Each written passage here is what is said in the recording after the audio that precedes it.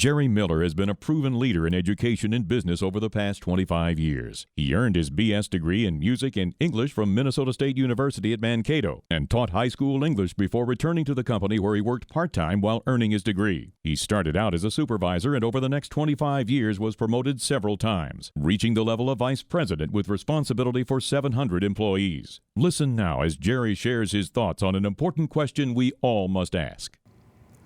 Well, I've got a question for you today, and that question is this. It's one that's been pondered by people throughout time, but where are you headed? And when you think about that question, I want you to think about not only like somewhere off in the distance, where are you headed, but where are you headed today, tomorrow, this week, month, year, because the little things we do end up determining what direction we're headed. And I want you to envision a large ship, if you would. And that ship in the back has engines and rudders that determine the direction of that ship. A little thing in comparison to the big ship. But when it moves, it decides where that ship is headed. And so do the activities of our day-to-day life. And I think about the poem by Robert Frost, The Road Not Taken. You know, in that poem, and I'm sure you've read it in English, but he talks about going into a wood and coming upon two roads. And he decides to take the road that's not been traveled, the road less traveled. And for him, it's made all the difference. You see, it was the right road for him. John Lennon, the former Beatle, for those of you that might not know, he had a song where there was a line in that song that said, "Life is what happens to you when you're busy making other plans."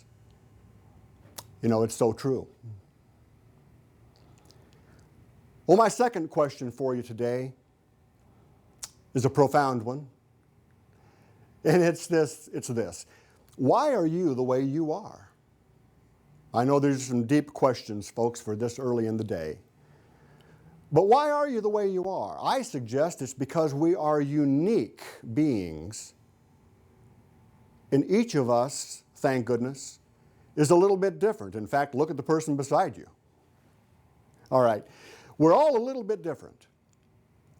And if we understand why we're the way we are, then it helps us with our personal motivation. And the key to our personal motivation revolves around 3 points. In fact, these two are questions that you need to kind of personalize to really understand your personal motivation and where you're headed. The first question is, what do you like? And you might want to jot these down. The second question is, what are you good at? And the third question is, what makes you mad? Now, obviously, if you like something, someone's not going to need to be behind you, pumping you up and pushing you along. If you like it, you're going to tend towards that thing. Now, I want to make an important point here. When I talk about you should be motivated by something you like that you're good at, make sure this thing is legal and ethical, of course. But it's been said that a person who is doing something that they're good at, that they also enjoy, has automatic guidelines for success. Now, I also said what makes you mad. Now, I don't mean the kind of mad where you lose your temper. That's destructive. I mean the kind of mad that's called righteous anger, because it fuels your passion and it motivates you to take action. I encourage you, folks, don't just be a complainer, be a doer and offer solutions for improvement.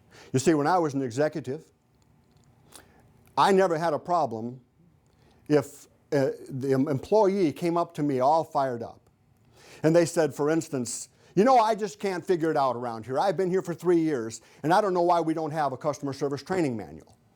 You know, these new people get out of training, and they get on the phones, and then they have a question. They have to put the customer on hold. They're digging around for their help sheets. Nothing's organized. And then they go around and take everybody else off the phones trying to get an answer to their question. I don't understand why we don't have a customer service training manual." You see, I don't mind that. It's honest. It's passion. It's what makes them mad. Now, what do you suppose one of the first questions is that I'm going to have for that person? You guessed it. How would you like to help write a customer service training manual? You see, these are important questions, and they're at the heart of where we spend our time. I'm sure in your history classes you've heard of Thomas Paine, the great Revolutionary period writer, and he wrote an essay called Common Sense, and from that he wrote a series of essays and articles called The Crisis. And it revolved around our colonists seeking their independence from an oppressive England.